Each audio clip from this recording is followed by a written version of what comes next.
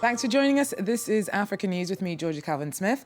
Tonight, Seleka rebels are moved out of Bangui bases as Central African Republic forms a new transitional government. The UN warns the crisis-hit country is at a critical juncture. Also, Egypt's top military commander is expected to turn in his credentials as army chief in order to run for the presidency. And it went down to the wire, but Ghana's under-20s women's football team have qualified for this year's World Cup in Canada. Black Princesses beat Equatorial Guinea after a penalty shootout in Accra. First up, Central African Republic formed a new transitional government as the UN warns the country is at a critical juncture. Authorities are hoping to stem the violence that's followed last year's Seleka rebel takeover. Dozens fled or were moved out of military bases by peacekeepers in Bangui on Monday. The mainly Muslim group's influence is waning, but the damage has been done. Thousands have been killed, many more displaced, and Central African Muslims face bloody revenge attacks by Christian vigilante groups. Well, as the battle for order continues, civilians continue to flee the threat of former rebel groups. Our correspondent sent us this report from neighbouring Democratic Republic of Congo. A few hundred meters away, Bangui. In the distance, heavy gunfire can be heard. Just above the military camp Kasai, where the ex-Seleka was stationed, white smoke rises. A few minutes later, the first Central Africans crossed the river to seek protection. We are scared. We can't stay there. Last night there were clashes, a lot of gunfire. So many shooting that we couldn't sleep. Every day from morning till night it's like that. That's why it's better for us to come here to rest. Like Corinne and her family, more than 6,000 people from Bangui went to find refuge on the Congolese side of the river. All of them are registered here. Like Augustin, a few hours ago he was still living a nightmare, arrested and beaten by the ex-Seleka. I went to sell my goods on the market. That's when the Seleka caught me. They took everything from me, my belongings, my money. They tied my hands and started beating me with knives and weapons. They left me on the side of the road. One of them cut my ear off. Every day, new boats from Bangui arrive. Some manage to take a few belongings with them. All leave a country that's torn apart. Egypt's top military commander is expected to turn in his credentials as army chief in order to run for the presidency. The Supreme Council for the Armed Forces has given Abdel Fattah al-Sisi its backing to run in April elections, 7 months after he spearheaded the ousting of former President Mohamed Morsi. Well, thousands turned out to Tahrir Square on Saturday in support of his potential candidacy, and our correspondent says he's all but guaranteed to win.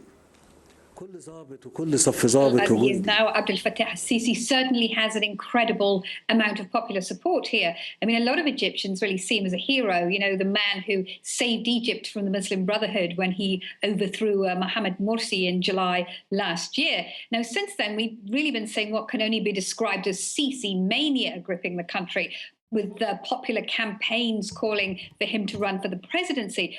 Also, there really don't seem to be any other serious contenders, so he is expected to win by a landslide if he does run.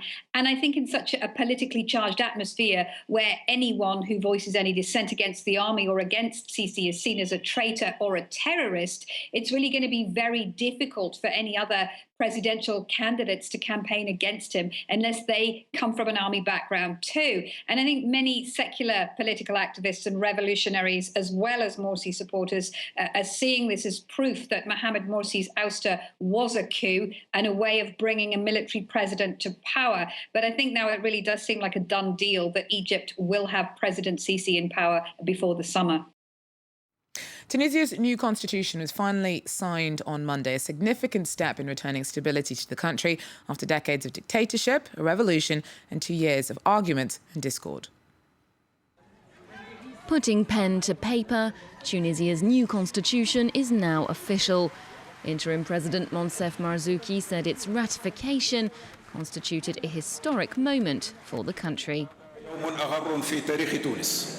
It's a proud day for our country, one that will be remembered in the history of Tunisia and which will be celebrated by future generations.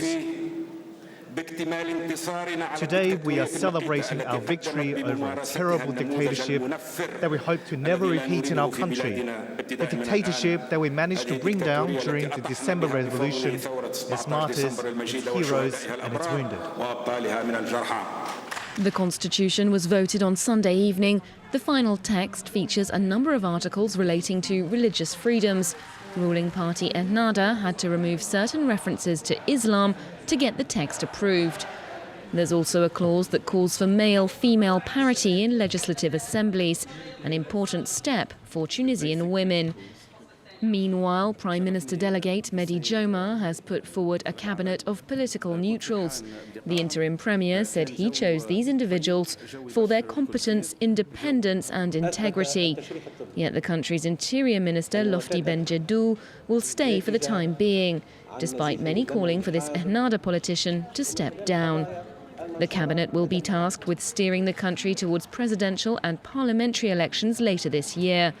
This relative consensus comes after months of political upheaval and strife, much of it between Islamist and secular factions. Conflict peaked last year with the assassination of 2 opposition politicians.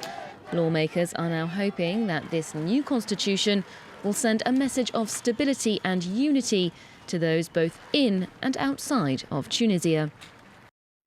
Madagascar's taken its place back amongst the African Union after the body lifted its suspension of the island nation on Monday. It follows Madagascar's return to democratic rule following a new president taking office on Saturday. Eri Rajanarampian took over from Ange Radzouel, who seized power in a coup back in 2009. That plunged the country into diplomatic isolation, deepening its economic troubles. It's one of the poorest countries in the world. Voters are now hoping for a turnaround, but international lenders are still waiting to see if new authorities make good on promises before resuming normal relations with Antananarivo. France has decided to redeploy forces across Africa's Sahel. Around 3,000 troops will be stationed across countries across the region in a bid to be more reactive in tackling threats posed by extremist militants and jihadist trafficking. Nicolas Chemin has the story. The French defense minister regularly hails his country's military intervention in Mali as a success.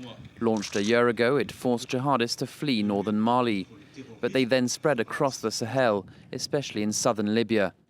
To combat Islamic extremists and jihadist trafficking, France has decided to reorganize its military bases in the region. Jean-Yves Le Drian explained the aim of this plan. Plus de réactivité. We want to be more reactive, more available, and have a unique commander for the force. This is a long-term mission. It will cover the whole region with several bases. In all, there will be 3,000 soldiers in that zone permanently.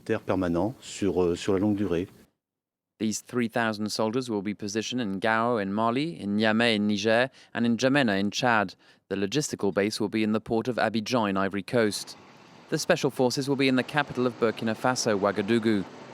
France is not increasing the number of its troops in Africa, but relocating some of them. Aside from this new organization, France also has more than 3,000 soldiers in 3 other countries on the continent: Djibouti, Gabon, and Senegal.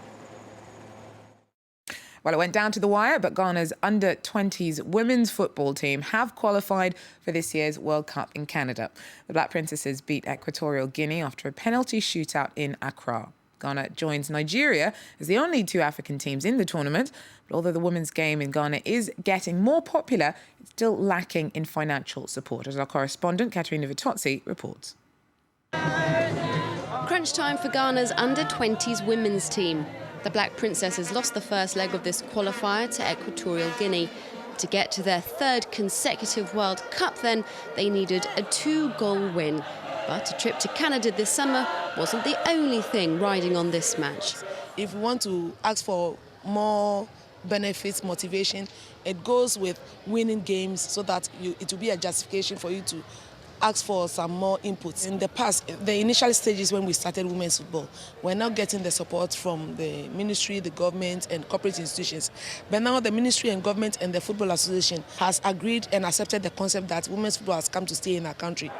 To stay and to be very successful. 2 years ago, Ghana's under-17s were the first ever African women's team to be World Cup runners-up. With the medals comes greater support and respect. As women, to see a fellow woman playing football and then going up and up to the World Cup, we feel really, really good.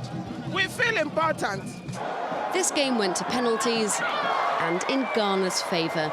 Thanks to government funding, each player gets a $4,000 bonus for winning, so there's plenty to celebrate. This will be Captain Priscilla Okiere's second World Cup.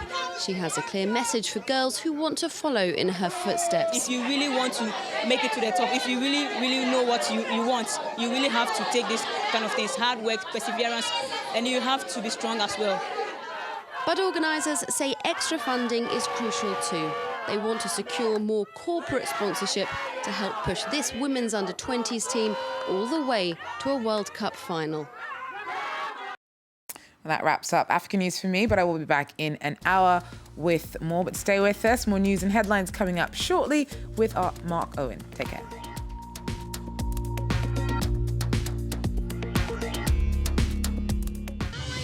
Down to Earth. This week we're down to earth in Kenya. Like most of Africa, Kenyans are flocking to the city on a scale never seen before. The effects are most obvious in the capital's growing slum areas like here in Huruma. Survival is a competition in these settings, but some of the smartest city dwellers are turning to urban farming to feed their families and turn their fate around.